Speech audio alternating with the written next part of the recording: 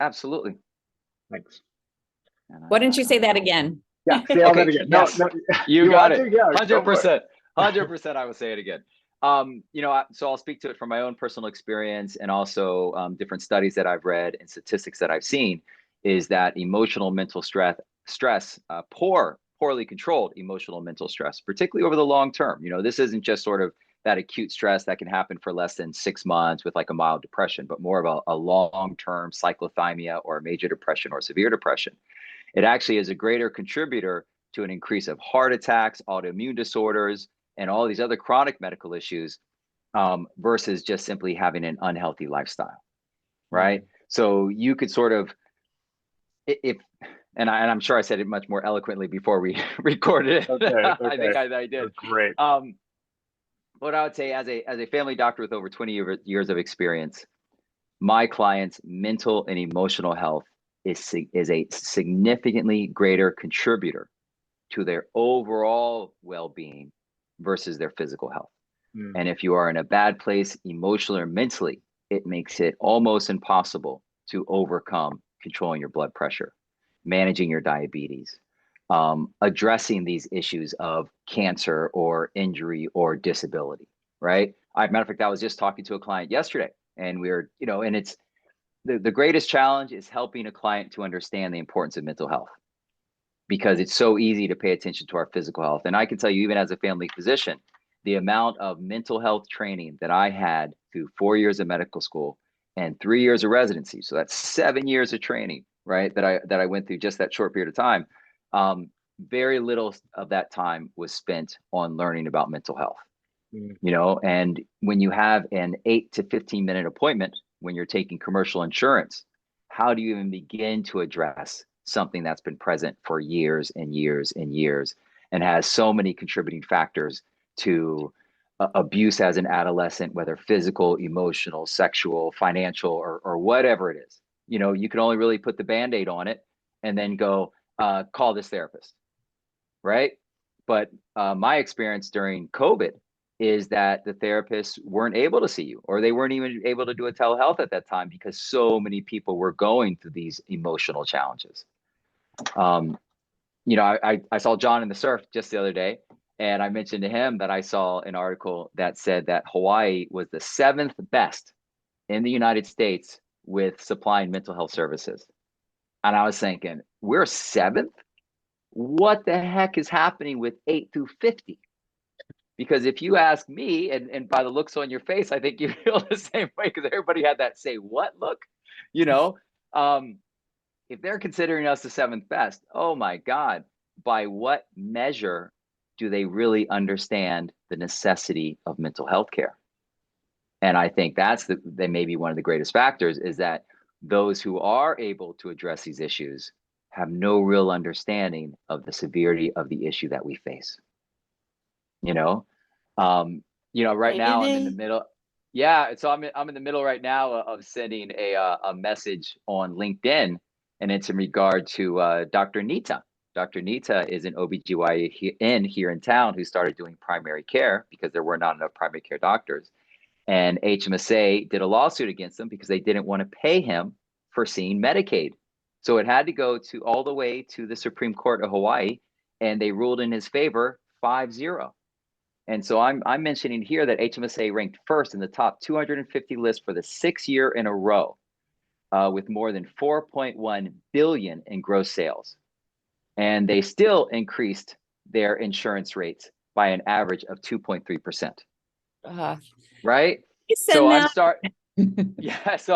I'm starting this article saying this is not just David and Goliath, it's morality versus greed. And then I'm ending it with, I'm not a mathematician, but increased cost of living with poor medical insurance reimbursements increases lack of healthcare, because providers leave the island, whether it is a family physician, a medical specialist, a mental health provider, or anything along the lines. We all want to address this issue of poor mental health care, but unless we have the support of all the factors, and that is with reimbursements, right? Because if Hawaii is known to have a great support, mental health providers will move here. and they'll be more than happy to care for folks here.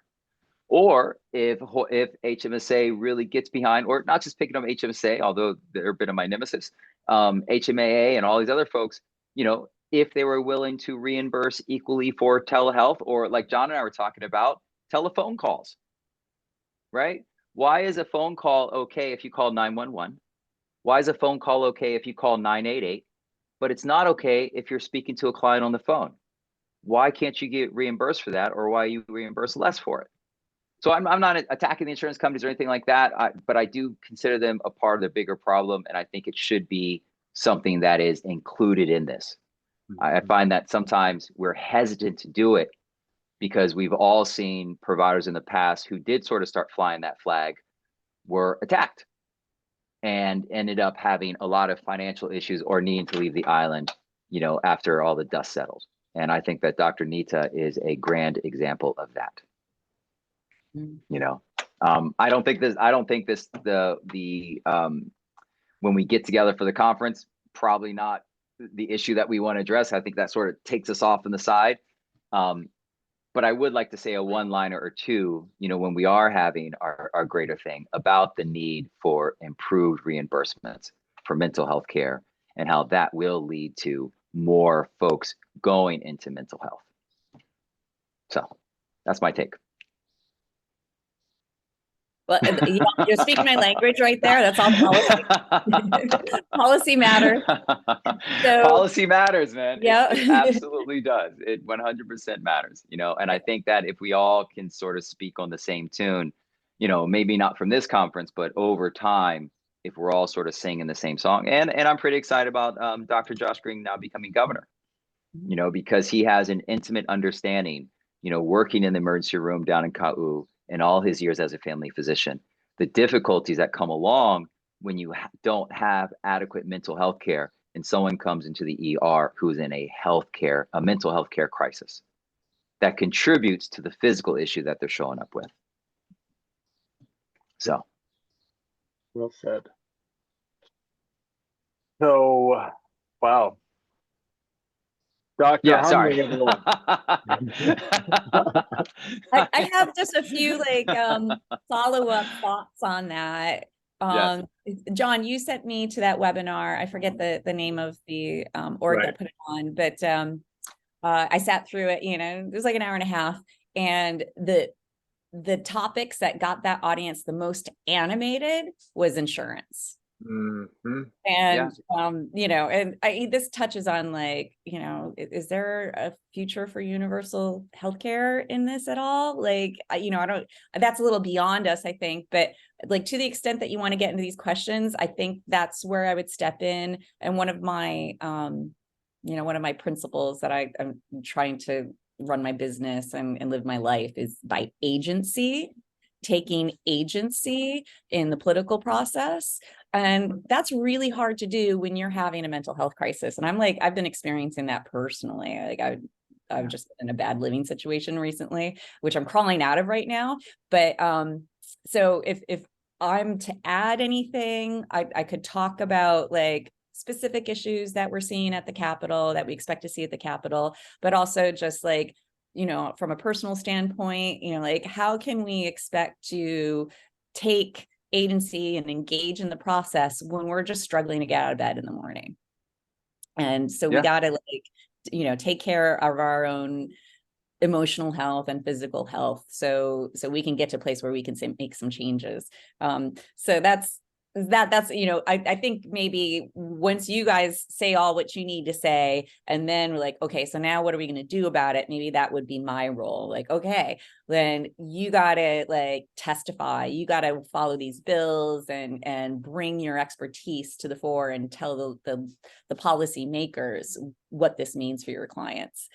So that's where I think I might fit in, but yeah, that's all for me. Yeah. You know, from my perspective, you know, I could speak all day about my issues with health insurance. I stopped accepting health insurance back in 2019 because if I continued on that route, I would not be living in Hawaii at this moment. I would have packed up my family, closed my practice, and went to a place that has a lower cost of living and more diversity of health insurances, because the state of Hawaii is the second least competitive state, only behind Alabama. But I think the direction that I would like to take with it is simply sort of what I said in the very beginning, is the effect of poor mental health on physical health. And that's just speaking strictly as a family physician. I think there's definitely an area to talk about the insurance companies and the issues that we have, but you're really going against Goliath at that point. And we'll all feel the same, but will we come out of it actually having accomplished anything? So I think for myself, I'll stick with that study that I saw where poor mental health actually contributes to more issues with heart disease and cancer than an unhealthy lifestyle. And I'll do my research prior to that. And I'll send you some of those articles that I'm going to quote as well, John, so you know. Yeah, I won't get on my HMSA soapbox. Sorry, I apologize, sister. No, I think that's wise. We want to be careful about outright attacking and offending, any particular insurance provider, at least for this opening. Yeah. I'd even leave insurance completely out of it in my discussion. I'm really just going to focus on poor mental health and how it contributes to poor physical health. Although Becky, hey, your perspective on law and policy is a really appropriate place to talk about how insurance companies and policymakers can work together. Yeah, I mean, I think that's wise not to call any particular insurance company out, but we shouldn't shy away from the discussion of the insurance code. Correct. And the changes that have been made or can be made or were attempted to have been made to carve different avenues, or at least put up barriers in the insurance code. So telephonic couldn't be covered, that sort of thing. So, I like it can get really technical, so I don't want to lose people. Right. But I think that should be part of the discussion, because it has so many people are interested in and feel it. And then clawbacks is something we've been talking about too. So, I don't know, maybe I could prepare like a PowerPoint just with some themes on like some of the things that we saw last session related to mental health. And just focus on like, this is what's in the insurance code, relative to telephonic, or this is what we might look into with the clawback. I'm not sure. I mean, it just depends, but I don't want to get into the weeds too much and lose people. Yeah, I agree. If I can add, sorry, I know we only have a couple minutes left and I just want to jump in at some point.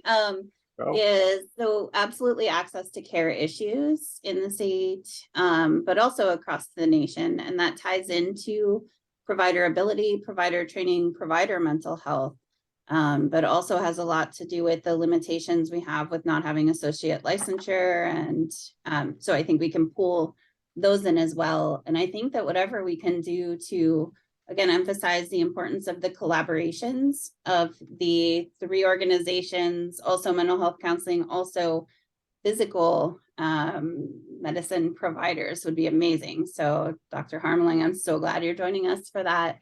I, of course, if you will give me a few minutes on a soapbox, would love to say something about substance use issues as well. Let me share this super quick, since, can you guys see that okay? Yeah. I see it. Since we're talking about that, and what this slide is of national substance use treatment service facilities that get any kind of federal funding. Screening for mental health disorders happens in 80% of facilities nationally. In Hawaii, it's 53% of our substance use treatment facilities screen for mental health. The next lowest state is in the middle, which is Kansas. Substance use facilities that provide mental health services nationally, 70%, half of that. So 1 out of 3 in Hawaii. Any pharmacotherapy services, again, drastically low. And I can look these up and update them, at least for 2021, should be accessible now. But I would not expect much change. When I first looked those up a couple of years ago, these were the data where I was like, that's it, I quit. I'm like gonna go start a farm somewhere and like not deal with it. If it's also helpful, I would love to add in the challenges for Neighbor Island consumers and providers, both to feel like we have a voice in legislative issues, but also access to care. This is not something I would share at the meeting, but similar to Becky, like I've had especially family mental health crises and could not get services here. And it's a matter of waiting in weeks and flying to other islands and again, still trying to provide care for everyone else. So the more we can do to make services available, I think that was, and so the Board of Education, the DOE licensing school psychologists is still fresh on my mind because there was a Board of Education like feedback session in the community 2 nights ago, because Board of Education pushes against the Board of Psychology to say, we want to license them, but we want you to do it. And we're like, we don't know what they do. We don't want to do it. So the legislature is like, you guys can't figure it out. We're not going to do anything. So we still have this huge gap. Our kids do not have access to mental health services, valid ones in the DOE.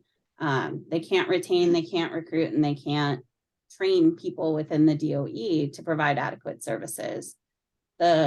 The school-based behavioral health counselors get maybe 1 day at each campus. So when you have high needs kids, they all see them on 1 day, and then they're not on that campus even for support services until the next week. So I think that was the summary of all of my issues that I can think of at this moment. Sorry. No, that's beautiful. Thank you, Diane. Okay. And hey, Yvonne joined us. Right on time. Perfect.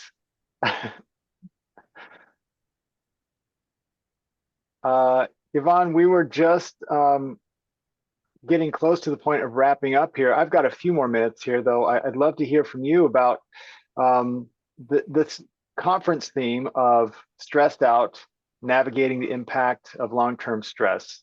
And since we're setting the tone for the convention, what is it that you would like to say or contribute from the social work perspective? And you're on mute, by the way.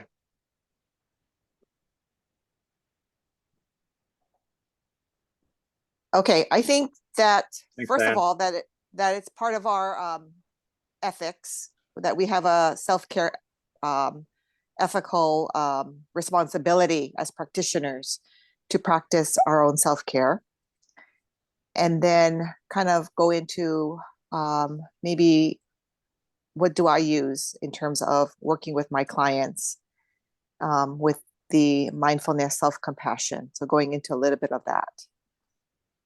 Nice. Okay. That sounds lovely. Yeah, that's a nice compliment, I think, because we're like macro to micro. Right. Okay. As long as we don't shame providers that may not have prioritized their own self-care or done it consistently over the past few years. Well, I could speak personally. I was jogging this morning, self-care, right? But I was thinking about the life that I lived not so many years ago when I was taking health insurance. And I would jokingly say it, but very serious about it. And I tell people, I sleep at home, but I live at work. Because of the great need, because of the poor reimbursements, and all the different hoops that you have to jump through in order to get those reimbursements, my day would start in the dark and end in the dark, to the point where it was actually causing marital issues between my wife and I. And then sometimes I remember I'd wake up in the morning and say, okay, I can only see my kids once today.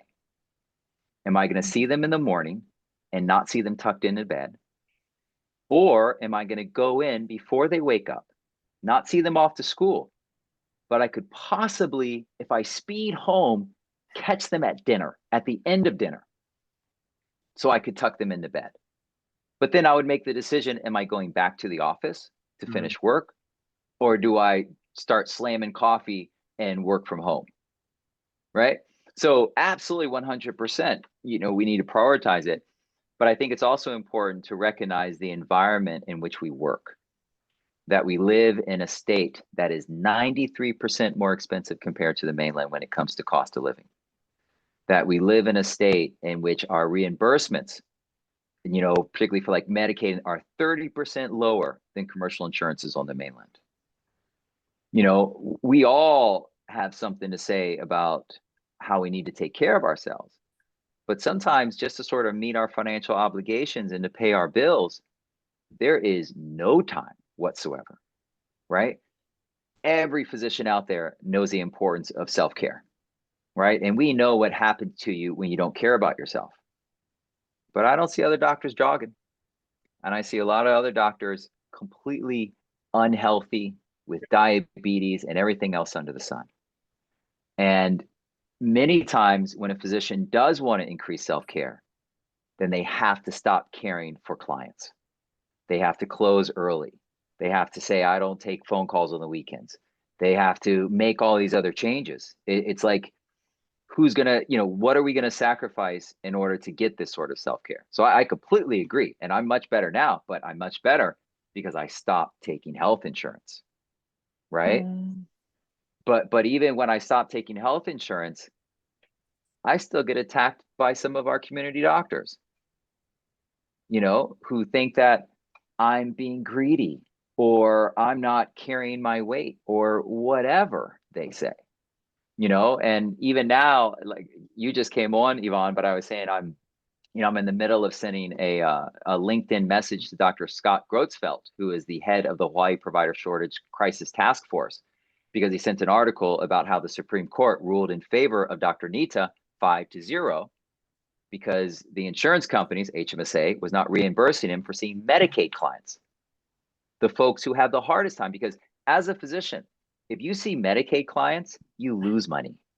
You don't make money off of that. You actually lose money. But Dr. Nita has been a stalwart within our community, and he had no choice but to do that. Or just like with the threat of me a couple of years ago, he probably would have had to close up shop and leave and, you know, move to Vegas like everyone else does, right? You know, and even now Vegas is becoming too expensive. and all the Californians already took Idaho, so we can't go there. You know what I mean? So, you know, I think my point is absolutely we need self-care, but I think it's very challenging to achieve that self-care when everyone is struggling just so hard to keep their office doors open. You know? So it's a systemic issue. That, I mean, it's an absolute systemic issue, man. And you know, I was talking to one of my older clients yesterday, and we were talking about racism. And you know, he said, you know, it all comes down to money. Every issue we have, whether it's war, environmental destruction, global warming, fossil fuel, it's all who has the money and who's receiving it, right? Once again, if we were better reimbursed, if we were reimbursed at a similar rate to in-clinic appointments, to telephonics, to televideo, not only would that increase access for people to receive mental health care, but it would actually help us expand our access, right? Because right now we're all limited to those within our geographic area, right? But if we could get a better reimbursement or a similar reimbursement for telehealth or televideo, folks in Waianae we could care for, folks on Kauai, you know, some islands don't even have providers, you know, folks on Molokai who are in desperate need of mental health services could benefit from all of us contributing. But when it's not financially viable for you to achieve it, it's not going to happen. Perhaps we're lucky with mental health care, but you know, I provide telehealth services that are at this moment at least still reimbursed, similarly to office visits, so that I can provide substance use services regardless of geographic location.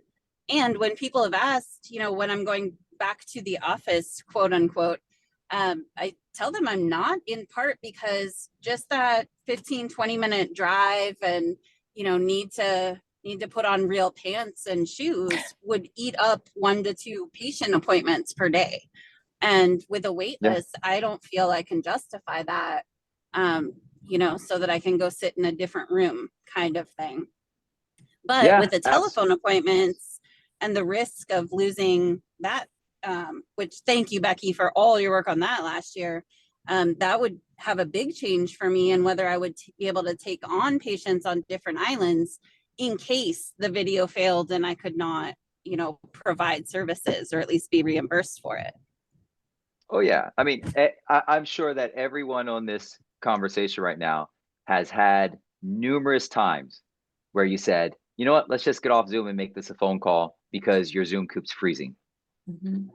And that's all about geographic location. Mhm. So when you're caring for someone, or you're trying to care for someone who on this island lives in Kau Mhm. or lives down in Hawaii Paradise Park, Mhm. right? The phone lines work because we have those disgusting, you know, towers all over the place. Although they're trying to make them look like trees now, which is pretty cool. But if we can't get the sufficient reimbursement, and if that is not protected by law, because if we leave it up to the good graces of HMSA, I promise you, what I saw from my years of commercial insurance here is at first it's this wonderful carrot that they put in front of you, and it's an extra benefit. And then after a while, it becomes a necessity that if you don't jump through these hoops and do it, then you actually make 80% less. You know, you got to hustle for that 20%. So I know that mental health had a huge boost maybe a couple years ago in reimbursements, but I tell you, if it's up to the powers that be, that will not stay. And it will be something. And I always saw it as, you know, they lost the primary care doctors, right? I don't think a primary care doctor in the state has something positive to say about HMSA. So they need someone on their side, right? Because the best way to control a population is pit it against each other. Sure. Divide and conquer. You know, so you got him. So we'll take from these and we'll give to these guys because these guys will sing our praises, and those are the ones who are on our commercial and in our, you know, magazine. But then, you know, when you look at Dr. Nita, they've been coming after this guy for years, man. You know, for years. And our community has been so intimidated that they haven't supported him. You know, I remember when I was a part of East Hawaii IPA and I was on the board of directors. And the first time they came after him, I said, hey guys, we really need to write a letter of support for Dr. Nita. And man, you should have seen the looks on their faces of not wanting to get involved in that and how long it took to actually get that letter of support. That's you know, scary. It's very scary. As a owner of a group practice that's all online, I was terrified the last legislative session to say too much, to be too outspoken, because I thought they could just flip on me at any time and 80% of my business could be POW. Guaranteed, brother. Absolutely. And to work under a situation of intimidation like that, when all you're trying to do is help people, Right. We all know we're underpaid for what we do. We all know the value of the service that we give. And even though we receive less financial value, we're still committed to doing it. Yeah. You know, because you ain't taking it with you.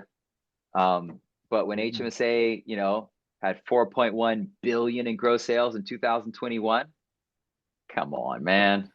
You know, come on. Anyway, sorry, I got back on my soapbox. So let's just recap here. Let's recap here. We're good. We're good. This is good to have a sense of how we might flow together, right? And to get a clear sense of everyone's lane that you might want to stay in. And then we can see how they overlap, maybe through the questions that people might ask. Do we want to open it up for questions of the attendees? Sometimes what if we only have an hour? We definitely want to be able to limit those questions maybe to the last 15 minutes and maybe go with the top 4, because we just kind of leave it up. It's, you know, all questions will always come up, you know. I think from my perspective, you know, and Becky's really good about this, I believe, is getting us protected through the law, not through a moral agreement of, hey, we won't do it, because it'll change in a heartbeat. But getting something in the law books and getting our representatives to support us in regard to that, you know, and helping them understand, because you know, if Governor Josh Green calls up for a medical appointment, he's not going to wait 4 weeks. Right? They're going to bring him in ASAP. So, and I think he probably has a good understanding of it, but, you know, unless you are suffering, unless you're one of those left behind, sometimes you don't really understand the necessity of it. And so I think us as a group really pushing to have these things legislatively protected of telephonics, which should be the most important thing, because we do live in such a rural, underserved community. That video does not always work. Yes. Do we prefer video? 100%. But if someone's going through a severe depression crisis, you think they really want to be on a video screen and talk to you? They want to lay in bed under the covers with the phone and talk about what they're suffering from. And you as the provider should be able to receive just as much compensation for that care. Because, you know, I don't think you're on, Yvonne, before I said this, but if the 988 crisis line can be telephone, and if 911 can be telephone, and that satisfies people's needs, why can't the care that we give also be over the phone? True. Particularly if we've already established that physician-patient relationship. Right. I just want to interject. Yeah.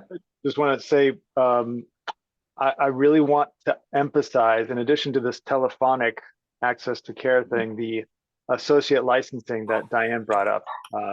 Because as we're teeing up, and I say we as HPA, NASW, and HIAMP, as we're talking about our 2023 legislative agenda, getting an associate level license, maybe a more accurate term would be a licensed graduate license. That would be one of the ways to increase access to care very quickly. So Becky, maybe you could say what you think about what you might say in terms of specific policies, kind of like Stefan is saying with the telephonic stuff. What do you think about the access to care through licensing? Yeah, I think the associate license, or whatever we decide to call it, could be our cause célèbre for the session, because it was very popular in the Senate. It never saw the light of day in the House, and we know why. But if we come in hard with it and we educate everyone who is in this conference to activate and be aware of it, and you know, it impacts, except for the social workers, because you already have your LSW, LCSW, you know, but it's like, hey, we got it already in this, but psychologists and marriage family therapists, like, we can have that, it works. Like, if we can get them to commit to engage, to commit to, you know, like, I'm going to be watching these hearings, I'm going to submit testimony, because the volume of our voice could really make an impact. So, I mean, I'm thinking, like, maybe I should only plan to talk for like 5 to 7 minutes. And if I do like a little bit of a recap of what happened with telephonic and maybe what could happen next session. It seems like the feds are a little waffly right now. But you know, just I got some intel about how Medicare is treating telephonic. But if we could, you know, stick with, like, at least let's just do what Medicare is doing with telephonic. But with the associate license, that sort of brings a message of hope. I think it's like really hard for people to say this is a bad idea. Right. And half the other states have associate licensing regimes in place. So rather than like boring people with like lots of little of, you know, policy matters that aren't as critical as those two. And then, John, I keep on going back to the way you framed it before, where it's like the access and the utilization. You know, so the utilization is the phone, like people are more inclined to use the phone. The access, well, that's solved by just providing the workforce, right? Bringing all these fresh minds into who are eager to work and stopping the brain drain. So maybe I could stick it to that, like the access telephonic, utilization associate license, and just frame it with that, sort of keep it categorical. Nice. Beautiful. I think that's the plan. So then let's have that as a rough sketch of our different lanes, and just be mindful, I think, of sort of the evenness of our sharing so that the audience, I think, can hear all of us, and it keeps the conversation flowing. And then, yeah, I like the idea of maybe the last 15 minutes to maybe the top 4 questions. Yeah, we can be monitoring the chat throughout our conversation and pick a couple of gem questions. Yeah. Is this And like I said, no, Becky, you please. Oh, sorry. Just the sequence that you put in the chat, is that how you want to do it with the doctor and then me and then Diane? No, it was just in the order that we spoke here. Yeah. Okay. Yeah. So then my question was like, how do you want to sequence it? Yes. And I can't see the chat right now. So whatever is decided or suggested, if you can email that after also. Yeah.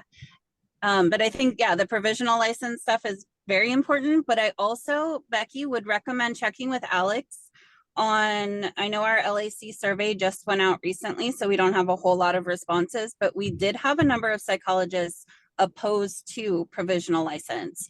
So I don't think we can make the assumption that everyone will be behind it, but I think we can take this opportunity to address some of the concerns that have come up before.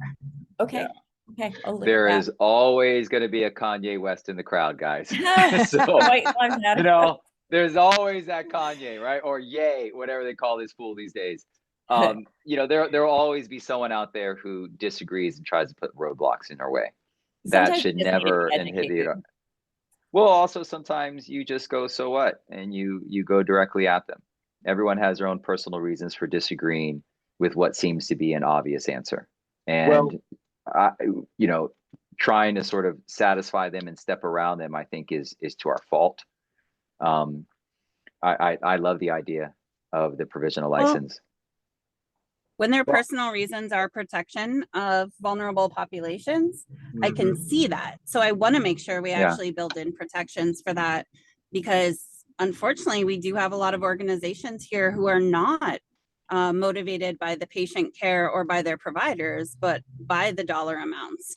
And people do get terrible training and supervision.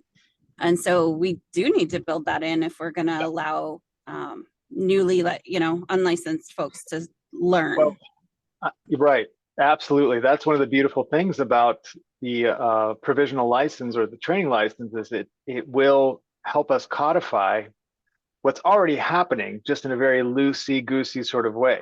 That's the biggest thing that I found to any opposition is it's really a misunderstanding of what we're proposing. We're not actually proposing that we change anything that's actually happening already. We're saying we're already doing the thing that we're talking about doing. The difference is we're suggesting people get paid to do what they're doing so that they can help more people who have insurance, because we can't provide pro bono services to everyone all the time. It's not sustainable. But people John, are already doing this. Here. Yeah. Because I was thinking like micro to macro. Right.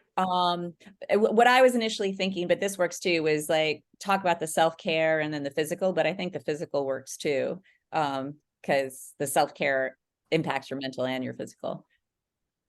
Yeah, I really appreciate the way Stefan tees up the physical and the mental and emotional framework.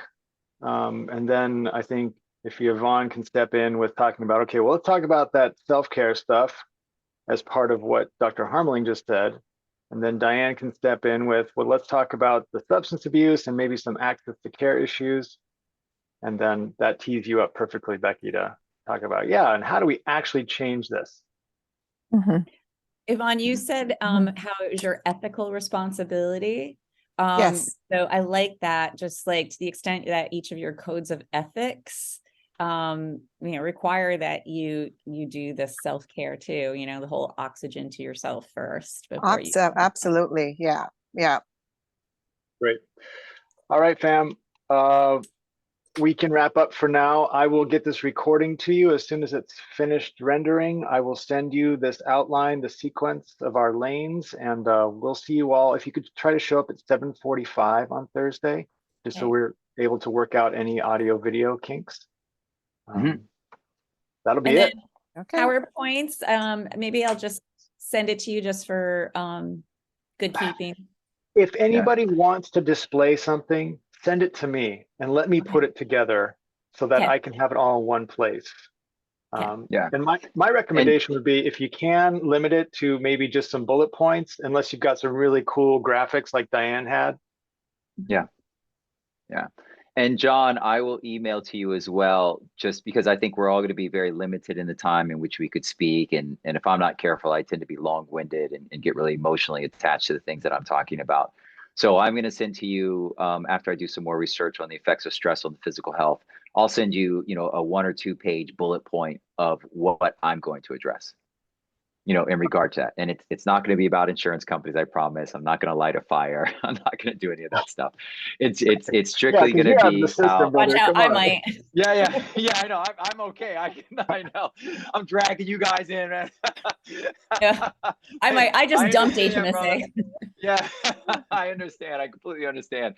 So I really am going to stick with, because even now, I'm looking at an article from the National Institutes of Health and the effects of chronic stress on health, new insights into the molecular mechanisms of brain and body communication. So there's all this really great information. So I'm going to put together a 1 or 2 line paragraph that I'll send to you. And that's pretty much what I'm going to stick to as we speak.